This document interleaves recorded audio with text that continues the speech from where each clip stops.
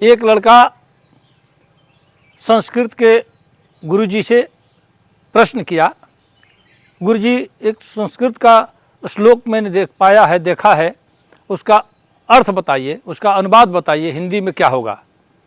गुरुजी ने पूछा बताओ। लड़के ने बताया गुरुजी एरिक तम नपा मृधु एरिक तम नपा धम, इसका अर्थ क्या होगा। गुरुजी सोच में पड़ गए, भाई कौन सा श्लोक है, इसका अर्थ क्या होगा।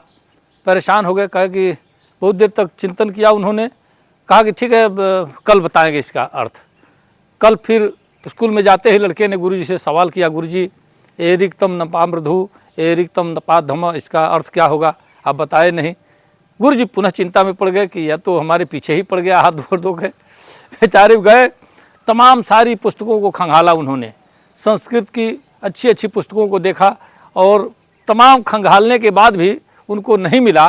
फिर कुछ एक संस्कृत के बड़े बड़े विद्वानों से उन्होंने पूछा कि इसका अर्थ क्या होगा। आखिरकार सब लोग माथा पीट लिए, इसका अर्थ नहीं पता चल रहा था। अब लड़का बार बार गुरुजी से यह प्रश्न करते जा रहा था, प्रतिदिन प्रश्न कर रहा था। अब ऐसा हुआ कि गुरुजी 2-3 दिन क्लास भी छोड़ दिए। लड़का कहीं रास्ते में अगर दिख जाता था तो उसका अपना रास्ता बदल लेते थे, दूसरे तरफ से होके निकलते थे कि आखिर ये पढ़ने वाला छात्र जिसको मैं पढ़ा रहा हूँ ये इतना विद्वान कैसे हो गया जो इसके एक शब्द का मैं अर्थ नहीं बता पा रहा हूँ। आखिरकार हार कर गुरुजी ने एक दिन लड़के को पकड़ा, कहा सुनो ये श्लोक तुम्हें कहाँ मिला है, पहले बताओ। तो लड़के ने कहा गुरुजी ये श्लोक प्रिंसिपल साहब के केबिन के बाहर से हमने देखा लगा हुआ है। तो कहे चलो दिखाओ हमको ही। लड़के का हाथ पकड़े लेके गए केबिन के बाहर, जो ही खड़े हुए गुरुजी फिर हाथ से चप्पल निकाले, दोनों चप्पल निकाले और तब तक पीटे उसको जब तक दोनों चप्पल टूट नहीं गए, क्योंकि उस पर लिखा था मद्यपान मत करिए, धूम्रपान मत करिए। अब वो शीशे पर जो अंदर लिखा था उसको बाहर से ये पढ़ रहा था, तो उल्टा पढ़ रहा था। अब इसलिए समझ रहा था कोई संस्कृत का श्लोक है।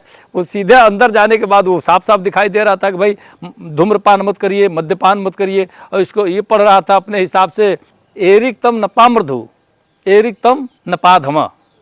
कैसे आपको कविता लिखना कैसे आया, कैसे आप इसमें रुचि लेने लगे, ये बताइए। बिल्कुल बिल्कुल बिल्कुल। चाचा जी सर्वप्रथम मैं आपको प्रणाम करता हूँ, क्योंकि एक होता नहीं है, मेरी इच्छा थी प्रबल, जब से आपको मैंने देखा था तो मेरे मन में एक सवाल था कि आपसे कभी ना कभी मेरा मिलना होगा। जी जी। और ईश्वर ने आज वो पूरा किया। तो बड़ी अटकलों के बाद होता नहीं है, मिलना आपसे हुआ, लेकिन मिलने के बाद होता नहीं, एक ऐसा महसूस हुआ कि मैं अपने एक परिवार में आ गया। जैसे होता नहीं कि मैं बिछड़ा हुआ था, अपने एक परिवार में मेरा आना हुआ है। जी, मुझे ऐसा लग ही नहीं रहा कि मैं कहीं अन्यत्र आया हूँ। जी जी। तो ये आपका जो प्यार मुझे मिला इसके लिए बहुत बहुत धन्यवाद।